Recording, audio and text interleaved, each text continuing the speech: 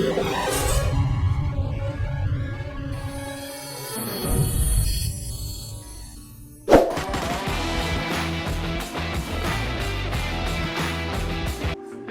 दोस्तों, अब तीसरे एपिसोड में जी हाँ हमारे बीच में है फेमस कार्टूनिस्ट इस्माइल लहरी जी। आज हम उनसे जानेंगे फिर नए मुद्दों के बारे में और आज का हमारा विषय है सामाजिक और राजनीतिक दृष्टिकोण। तो आइए मिलते हैं उन्हीं से।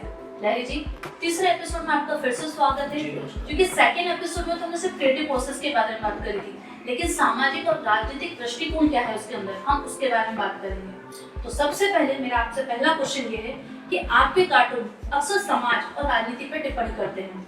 क्या कभी आपको सेंसरशिप या किसी तरह का विवाद का सामना करना पड़ा है?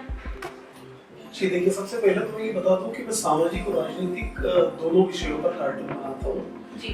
और रहा सवाल विवाद का, तो देखिए क्या होता है कि ऐसा कोई बड़ा विवाद तो नहीं सामने आया कि जिसमें मुझे कोई बहुत परेशानी का सामना करना पड़ा हो, क्योंकि मैं बड़े स्मूथ तरीके से कार्टून बनाता हूँ।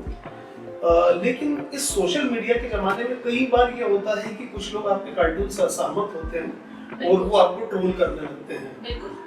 लेकिन ऐसा कोई विवाद नहीं, क्योंकि मैं ऐसा लक्ष्य बनाकर कभी कि कई बार ऐसा होता है ना कि कुछ लोग प्रसिद्ध होने के लिए विवादास्पद चीजें बनाते हैं, मैं ऐसा कभी नहीं करता। बहुत बढ़िया सर, ये आपने जो मैसेज दिया बहुत अच्छी बात दी है। लेकिन आप कैसे तय करते हैं कि कौन सा व्यंग्य के लिए सही है और कौन सा नहीं? क्योंकि ये बड़ा मुझे लगा कि आपने बताया कि आप न्यूज़पेपर पढ़ते हैं, उसमें से सिलेक्शन कैसे करते होंगे आप? नहीं देखिए, यहाँ मैं कहूँगा कि मैं तय नहीं करता कि किस सब्जेक्ट पे बनाऊंगा। जी जी। विषय तय कर लेता है कि मैं आज इस पर बनूंगा। जी जी। है? तो इसको दूसरे आसान शब्दों में कहूँ कि कोई न कोई विषय ऐसा होता है जो आपके दिमाग को प्रभावित करता है और आपको यकीन होता है कि आज यह लोगों के बीच ये खबर के प्रति एक जिज्ञासा रहेगी।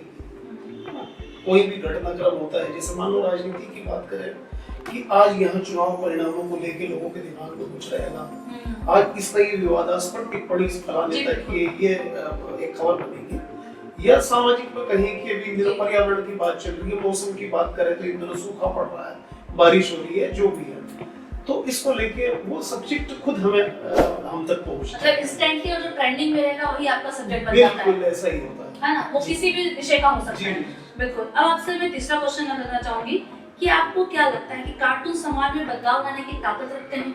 बिल्कुल मैं ये मानता हूँ, लेकिन मैं एक चीज और थोड़ा सा फर्क बता दूं। कार्टून ऐसा नहीं करता कि कार्टून आज बना और कल परिवर्तन दिखने लगेगा।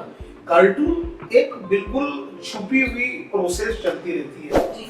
कार्टून से लोगों के मन में एक मन स्थिति बनती है किसी भी चीज को लेके, चाहे मैं पर्यावरण की बात कर रहा हूँ, चाहे मैं सामाजिक सुधार की बात कर रहा हूँ, या मैं राजनीति में किसी तरह की बात कर रहा हूँ कुछ, तो वो धीरे धीरे एक वो बनता है। आप देखिए कि नेताओं को लेके जितने कार्टून बनते हैं, तो नेताओं की छवि थोड़ी सी किस तरह बनती है, वो कार्टूनिस्ट के कारण ही हुई है। बिल्कुल, है ना? तो ये धीमी प्रोसेस है, लेकिन बदलाव होता है उससे। बिल्कुल होता है। मतलब एक कार्टूनिस्ट भी समाज को बदलने की ताकत रखता है, बस उसका कंटेंट और उसका जो कहने का तरीका वो प्रभावी होना चाहिए, ये मैसेज देना चाहिए। बल्कि मैं तो एक चीज और कहूंगा आपको कि देखिए, जीवन में हास्य की सबको जरूरत है और सबसे ज्यादा जरूरत है। बिल्कुल सही बात। तो ये कितनी अच्छी बात है कि कार्टून उसको थोड़ा मुस्कुराने का मौका देता है। इस तरह वो समाज को स्वस्थ होने का मौका देता है, इस तरह वो समाज को गुदगुदाने का मौका देता है, और इस तरह वो समाज को सामाजिक और राजनीतिक बदलाव का मौका देता है। बिल्कुल सर, इसी एपिसोड के लिए बस मैं यहीं पे इसको एंड करना चाहूंगी। नेक्स्ट एपिसोड में आपसे फिर मिलेंगे। तो दर्शकों, आज आपने जाना इस्माइल लहरी जी से सामाजिक और क्या दृष्टिकोण रहता है इनका, किस तरीके से कार्टून बनाए जाते हैं। मेरे ख्याल से आज के एपिसोड के लिए बस इतना ही। अगले एपिसोड में आपसे फिर मिलेंगे। देखते रहिए दूरदर्शी न्यूज।